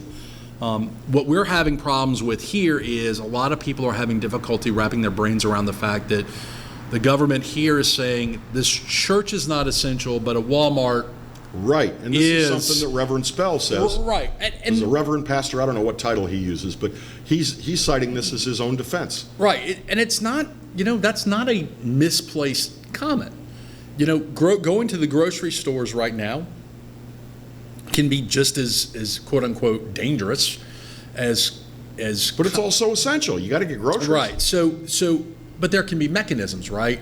So if Walmart decided, hey, we're only going to let this many people come in at a time, getting a 6 foot away from each other line, and one person at a time comes in, and then one goes in as one comes out. Right. And I think some grocery stores are probably doing that. That's different than 1,000 congregants sitting in one room, people from all around multiple parishes being bused. So you have people sitting on a bus together, coming tightly together. Cramped. Yeah, tightly cramped, getting off the bus, going into the church, getting back on the bus. So I think it's different. But from a legal standpoint, where we are in Louisiana right now is that our government is saying no, it's not quote unquote essential. I would venture to guess what they're also suggesting to different religious leaders is if you can do your services another way, if you could live stream them, the religious nourishment. Now look, a lot of people disagree with that. Some people say, hey, it's not as much religious spiritual nourishment if I'm doing it live stream than if I'm there. I get that. But there's also this argument. You know, not everyone in our parish has broadband internet Absolutely. or knows how to use a computer to get the live screen. You know, how you like that little preacher voice? Reverend Lovejoy just came out of me. So I would suggest that if some of that money that's being collected were to be utilized in providing those individuals a mechanism to allow them both Wi-Fi temporarily, Wi-Fi and a means of watching live stream. I think that would be an opportunity of fantastic leadership. And genuine caring. Most churches, when they pass around the hat, the plate, they don't give stuff away too. Well, if they talk about what they're going to do with the money, a lot of it is to outreach to the sick and the shut-ins. We're all sick and shut-ins now. We're all to be presumed sick until we find out that we're not, right? Right. And we're all shut in. So if you've got people in your parish that can't come to you, and you have the means and the money, do you not make an outreach to come to them? So he would argue, I suspect, well, I am doing that. I'm going get him by bus to come to the church. Wow. That's the counter, right? It's problematic. And look, I have the ability to sit in the seat of neutrality. I don't represent the guy. I was asked yesterday, one, would I represent him? And two, if I were, what would I do? That's good, because I was going to ask the same question. So he and I would have to have a conflict waiver because I've said some things about him. But yeah, I absolutely would represent him. I see the constitutional arguments. I would litigate the constitutional arguments. I don't believe they're absolute rights. But what I would have done is I would have filed a declaratory action in civil court saying they are trying to take away something that's a right of mine. And I want the court to decide before they can take that right away whether or not they can do it. The law allows that. And I would have fought it in the court. If you want to have a public fight, you can have a public fight. You can still go on Dr. Phil. You can still go on CNN. But do it through the court. Don't make yourself, I would advise my client, my obligation is to make sure they don't get arrested. So I would advise my client, hey, don't put yourself in a position where you're going to end up in pokey. If they took it to court, every news outlet in town would be covering every single step of that proceeding. Absolutely. Every filing, every court date, everything. Right. So there are legal ways for this guy, this pastor, to litigate this. He's choosing the other route. And the problem with the other route is it doesn't solve anything. It doesn't. Every time he's arrested, it doesn't. There's no proclamation from a legal authority that, hey, you can keep doing what you're doing. All that's mounting is additional charges. Now, it should be noted that the misdemeanors are 0 to 6 months. Can they stack? Well, yeah, they could theoretically aggregate, which means they could add the 6 months together. But nobody wants to see this guy in jail. I don't want to see this guy in jail. I just want him to stop. I don't think that Hiller, I call him Mr. Moore. District Attorney, Mr. Moore, I don't think that Hiller Moore wants to prosecute. I mean, it's a PR nightmare for him. I mean, there's one thing, this guy's just flouting what's being asked of the public, but on the other hand, do you want to be the DA that prosecuted a preacher? So I think that there were probably a lot of negotiations going on prior to them getting to this point. And even at this point, I said this yesterday on a podcast, even at this point, a good prosecutor would say, hey man, if you just stop, we're going to resolve all this stuff. I would not be surprised if a conversation doesn't happen that says, hey, if you stop, I'm going to not prosecute you on these things. Now, he obviously isn't stopping. So now, as leading into the segment, we talked about Florida reversing their position on churches as essential. Right. Now, does that mean Florida is going to have churches open everywhere? And do you think it's possible that Louisiana could do the same? I think what's going to happen is religious leaders are going to good religious leaders are going to say, even if I'm open, I'm not going to put my congregants, the people I care about, the flock, I'm not going to put them in line to get slaughtered. I think it could happen, but I don't know that Florida's and just so we're clear, Florida's kind of out there. And I don't mean that negatively. Florida kind of has some laws, depending on how you view certain things. very conservative, and I think I don't know that other places are going to follow suit on that, but it's important again to remember that the states, each individual states gets to decide how they do their police authority. Most states are following CDC and federal recommendations.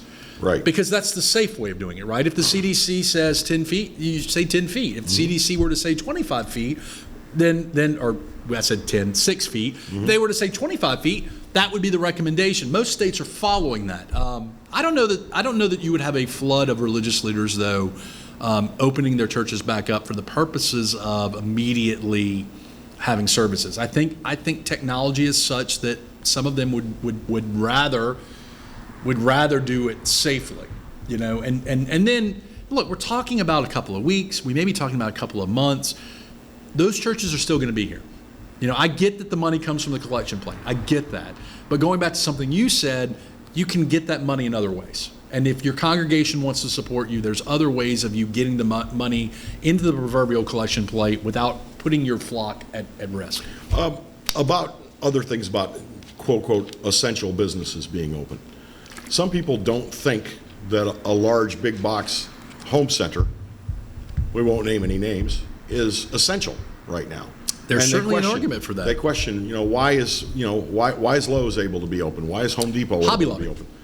Hobby Lobby's closed, aren't they? I don't know, but that was one of the conversations I had. So I'll answer your question by answering a question you didn't ask. Liquor stores. Why did they not close liquor stores? Well, part of the health concern was we have a lot of people that are unfortunately dependent on alcohol to live. And to make those individuals not be able to imbibe the thing that sustains their existence in a negative way would cause a health issue.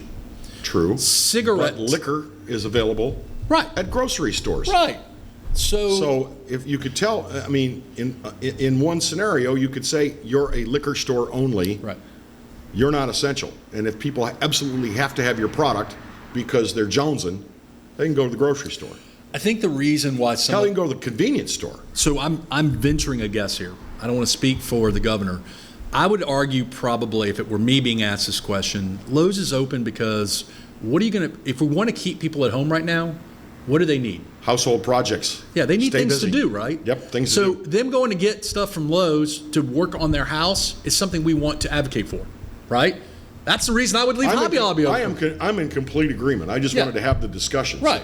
Some people go, what the hell is Lowe's doing open? It's like giving you something to do with your time. There's a whole bunch of folks learning crafts right now. There's a whole bunch of folks making medical masks, so that they can fill their time and feel like they're being helpful. And I got to tell you, my house has never been so clean. That's awesome, right? My house has never been so clean.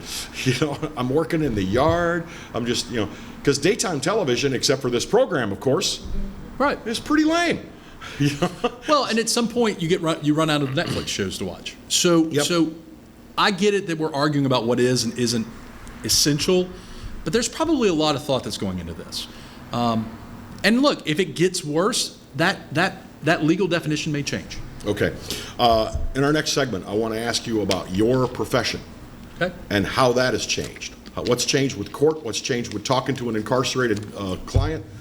Et cetera, okay? We'll have that discussion when we come back. We're going to take a quick pause, take care of a little bit of business. Please, when you can, frequent the businesses you see advertised on this radio station. It's important.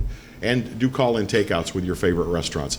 Exiles TV will be back in a moment. Thank you.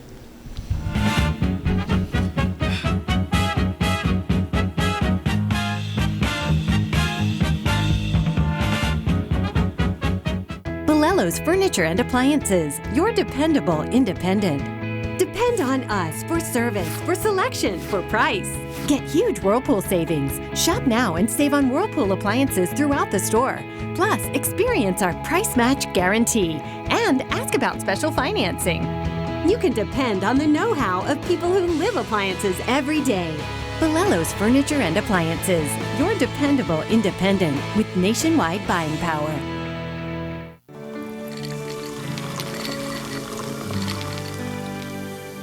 No one can stop me when I taste the feeling. Nothing could ever bring me down. Nothing could ever bring me down.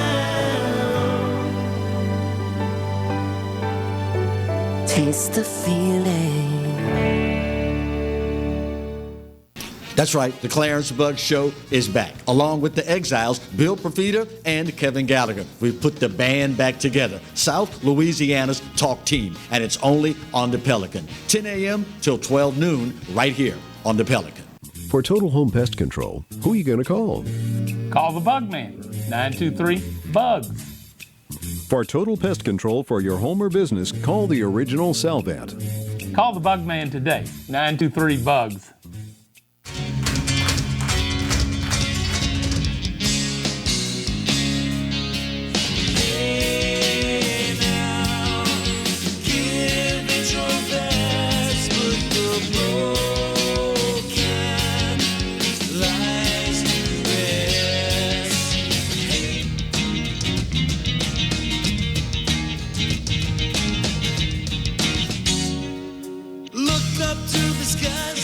Desire in your eyes, but you can't keep it in your heart.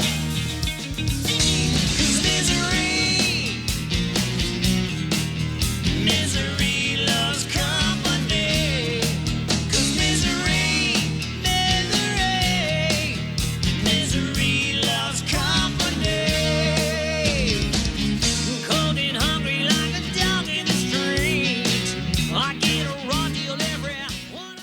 Hello guys, it's Debbie. It's time. I've got a brand new location. 10510 Airline Highway, Baton Rouge, next to After 5 Tuxedos. We have the perfect spot to get all your wedding and formal wear needs. Come see our one-of-a-kind name brand and get great prices. With 30 years experience, the best customer service anywhere. It's Debbie's Bridal, Airline Highway, Baton Rouge. See you soon.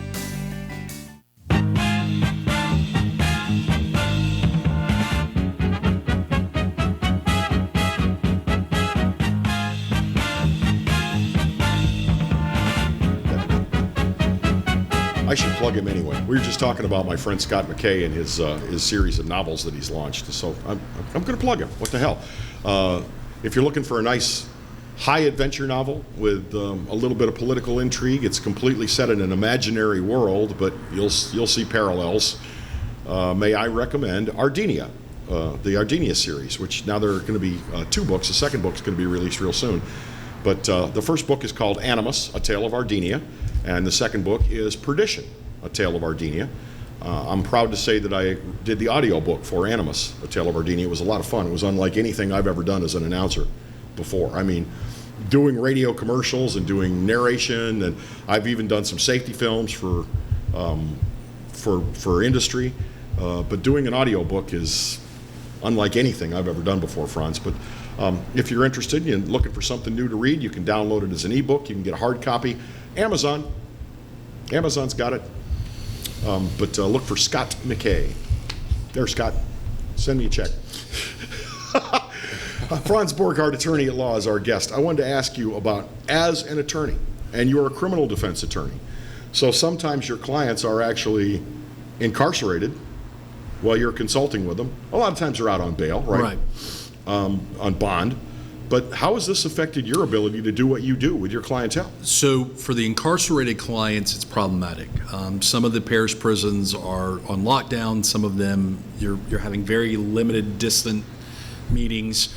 Telephones still work, although that's not a secure place to have an attorney-client privilege conversation. No, because in the jailhouse, somebody's always listening, right? Some of the courts are trying to figure out video means of, especially the federal courts, a video means of communicating, but it's problematic. The additional issue is, and it's not coming from a place of selfishness, but my number one priority, my obligation is to my family. And so going to a place that I may contract a virus that would make me sick and unable to be a lawyer for a while also is somewhat scary to a lot of us. So we're doing the best we can. I've done written communication with a lot of my clients. Some of the prisons actually have email access. Good. So for your clients that are out of jail, courts close right now. All 3 of our courts in Baton Rouge, city court, federal court, and state court, they're all closed right now. They're doing an admirable job of reassigning court dates for everything except for emergencies. Emergencies, for those who might ask, would be something like a protective order on a domestic violence case where there's an imminent threat, imminent harm.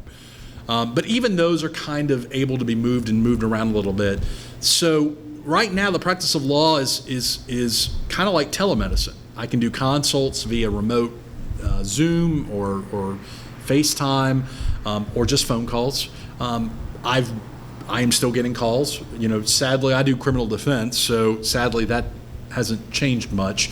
Or fortunately, depending on how you look at things or your perspective. Well, what I'm worried about is there may be an uptick in crime that would, mean. So if I'm it'd be more business for you and your colleagues, but still. Bad for citizenry. Yeah, right. So the other thing that you might want to be concerned about is at some point there's going to be a dividing of the herd of individuals in prison between the sick and the ones that aren't sick. And that may mean that we're going to have to give bond relief or release privileges to certain individuals that maybe should be in prison. Now, I'm coming from a place of, I don't want any human being to catch this thing. But that may mean that we have to release certain individuals who are accused of crimes, felons, misdemeanors. It will probably be nonviolent crimes. It could be anything that the government all kind of decides on with the court's assistance. That's probably coming at some point. Surely there are violent crimes where, though, it's generally believed that the victim was targeted for a specific purpose. Sure. And the accused is not liable to commit another violent crime anytime soon. So that's going to be a case-by-case basis. Okay. I can tell you that the Public Defender's Office in Baton Rouge is diligently working to try to do the thing I just described, to try to get the people that probably it would be okay if they get out. Because a lot of people, look, regardless of your political worldview, a lot of people sit in jail because they simply don't have the money to get out of jail. Right. Now is not the time to have that. But if you're tested, and should we make testing that's a crowded population. Should we make that a priority? Test the inmates and then let the ones that are COVID negative go. So that's the problem, though, is we have limited testing. So then you get into the political question of who should we be testing first? Because as we sit here, there will be individuals that say, I don't want those tests going to those individuals that are in jail first when my daughter is sick and I need to have a test, there's not enough tests. Fully understand. Yeah, that's a weird balancing test, right? What my understanding is that when they catch instances of COVID-19, they are quarantining as best they can.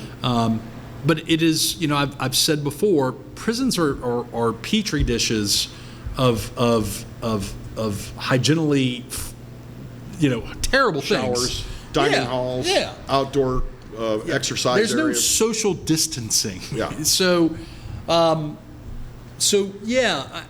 it's going to get complicated. Now, again, how long are we talking? If we're talking 2 weeks to a month and a half, I think you can make some decisions and you let certain people out. And if they walk the line and they do what's right, then that may even help them out in their criminal cases later on down the road. We let this guy out because of this virus, and he acted right. He didn't recommit. He didn't recommit, and maybe I think this is going. But to your question, this is going to ripple into the criminal justice system. Remember, the courts are fueled by money that comes from what? Traffic tickets, right? Filing fees, right? There's a lot of money. Just like everybody else, the court system is not getting a lot of money right now. The court staffs are all working from home for the most part. So we're going to have a backlog of stuff to do when we get back. Now, so trials are all on hold for now. Correct. Which creates speedy trial issues, right? So you have a right to a speedy and fair trial. Now, the counter argument I would suggest is the exception to that right is for cause. If we delay something for a good cause, then it's okay. This is an incredibly cause that's beyond our control. Right. Doesn't stop those individuals from trying to use the speedy trial laws to get before a judge or a jury. And remember, common, and I hesitate to say this on the TV, but since I am a good criminal defense attorney, I'll say it, common tactics of most criminal defense attorneys is I'm in no rush. I want things to go as long as they can. Things change over time. Things generally change for the better over time, unless my client recommits a crime. So if my client's out, I'm never in a rush to go to trial. If my client's in and it's just a waiting game, well, then it may change some things. I think you're going to see some resolutions. I think indigent clients of the public defender's office and the DA's office are going to get together and start making resolutions on stuff that they can move. That's not an essential criminal case that we need to be worrying about. But the other problem is the ripple effect is, where do you get treatment right now? If you've got a bad substance abuse issue, where do you do inpatient treatment right now? Where do you do outpatient treatment right now? I'm sure those things exist, but that's problematic. You can do AA meetings remotely. I know that you can do them remotely, but so there's a lot of question marks about what's going on in the criminal justice system. Now, there are folks worried that we are going to have an uptick in crime. Yes. Particularly like domestic and things like that. Is there a worry that the courts may be forced to reopen because they simply have to deal with a huge backlog of people that have been arrested and have not been adjudicated? So what we've seen is, in emergency situations, courts are starting to use teleconferencing and videoing. I have a federal hearing set for next week that it's going to be on video. And by the way, courts utilize video systems for bond setting sometimes, and we call it call out, where from the parish prison there's a video and people are going before the judge, they're getting their bond. So I don't know that there's going to be a rush to open the courts back up for what's going on. I think what is going to happen is when we start going back into the public, we're going to have to start figuring out, how do we safely reinitiate all of this? Because a congested courthouse can be just as dangerous as a central congested church. So it's in terms of contagions. Yeah, absolutely. I've been at the 19th JDC in the middle of the afternoon. There are thousands of people in there sometimes. Now, I will say this, the 19th JDC is an impressively well-built, very nice building, just like the church in Central. It's a very nice, well-built, a lot of money in that building. I'm being tongue-in-cheek. But it's something to be proud of. Right. I mean, look, I'm Roman Catholic. I go to a church that's not shabby.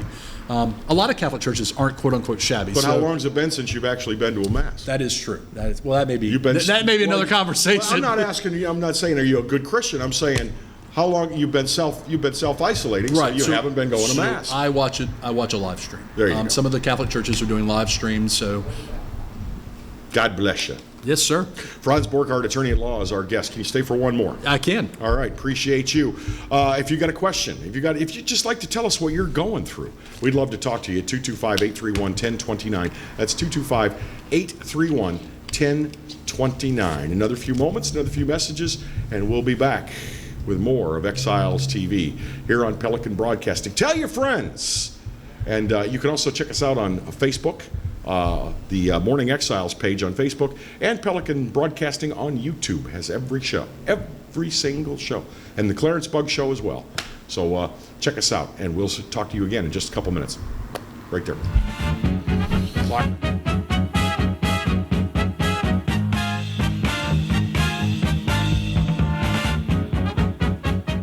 For Total Home Pest Control, who are you going to call? Call the Bug Man, 923-BUGS. For total pest control for your home or business, call the original Salvat. Call the Bug Man today, 923-BUGS. Hi, I am Dr. Farrell Frugier Jr., and I am a general dentist at Frugier Family Dentistry. I was born and raised in Baton Rouge, Louisiana. I went to Catholic High School, LSU, and LSU School of Dentistry in New Orleans, where I received my DDS degree in 1986. I always have and will continue to be committed to continuing my education, to invest in technology which makes the diagnosis and delivery of dentistry more thorough, more comfortable, and more aesthetically pleasing. In our practice, we are here to serve the patients. We want to improve their quality of life and to develop relationships with our patients. In dentistry, we have a chance to impact lives on a daily basis, not just by doing dentistry, but by getting to know them and being a part of their life. We also believe in giving back to our community. So every year, we give back to the Greater Baton Rouge Food Bank, Toys for Tots, and Mary Bird Perkins Cancer Center. Please stop by and visit our office. We would love to take care of you and your family. Hello guys, it's Debbie. It's time. I've got a brand new location. 10510 Airline Highway, Baton Rouge, next to After 5 Tuxedos. We have the perfect spot to get all your wedding and formal wear needs.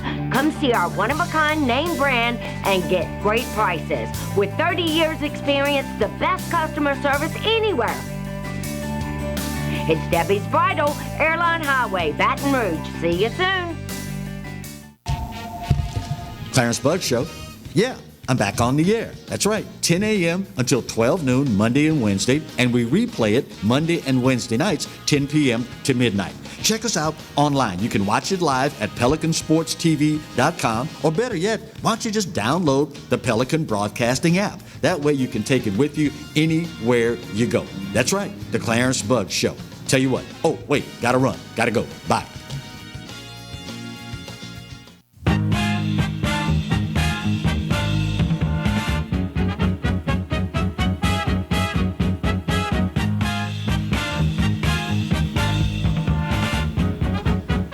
We're back for one last bite of the apple, as I've been known to say from time to time. This is Exiles TV. Bill Profita will rejoin the show soon. I'll tell you the story real quick. Bill had a little health scare. Temperature spiked.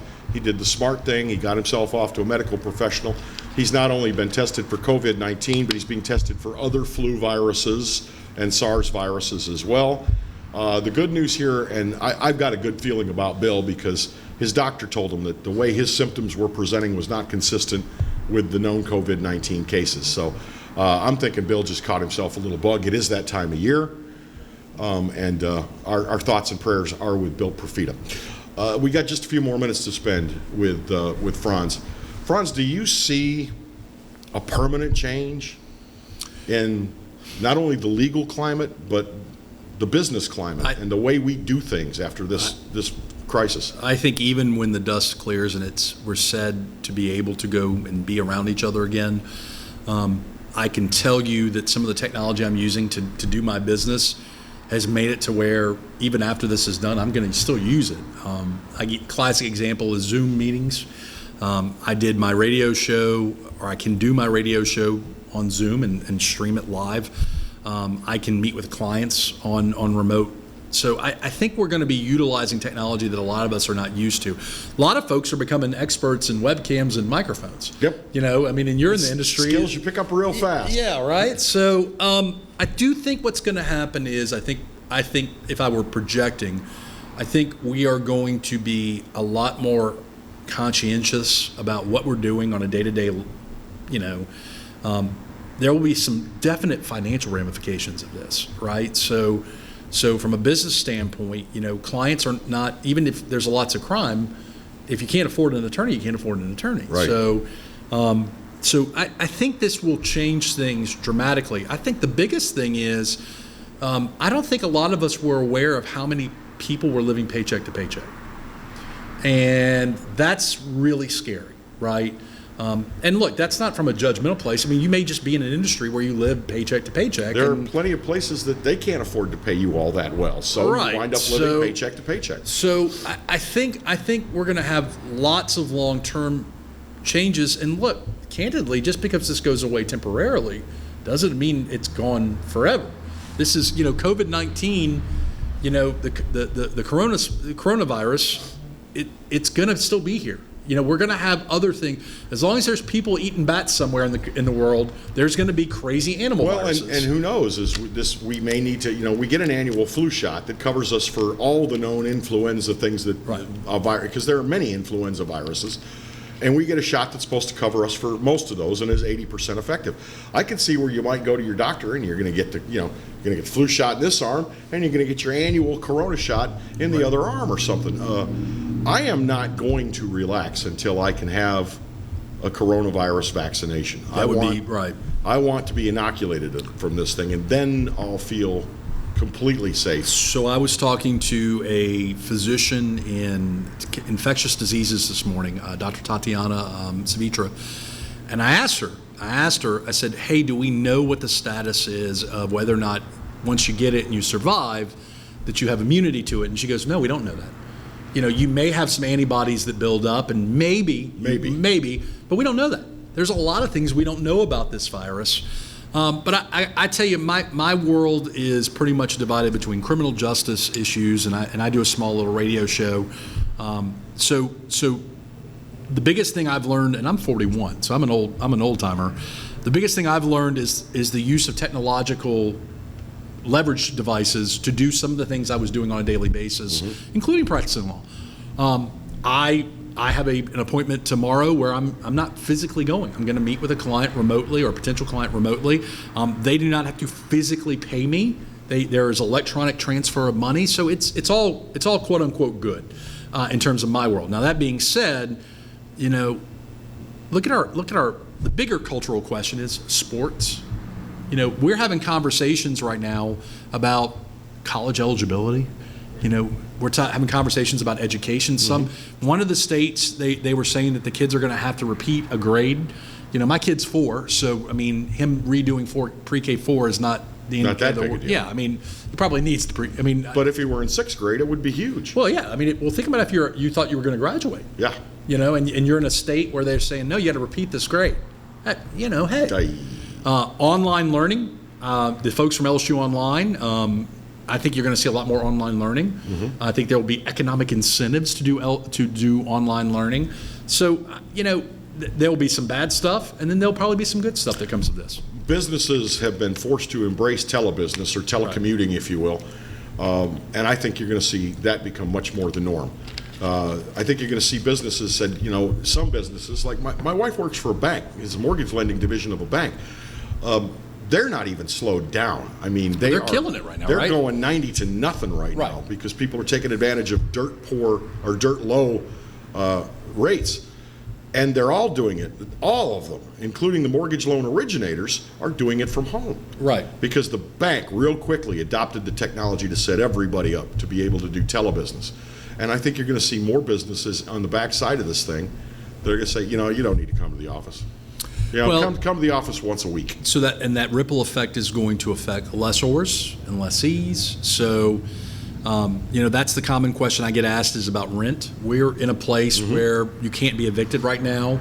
I would encourage lessors, landlords to work with their tenants to set up something to where in the back end of this, maybe you can get paid. A lot of people are laboring under the belief that they don't have to pay their mortgage right now, and I'm like, don't please pay your mortgage.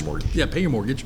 There may be some economic. At least make arrangements to pay the interest if you're that dirt poor. So my solicited or unsolicited legal advice in our minute that we have left is communicate.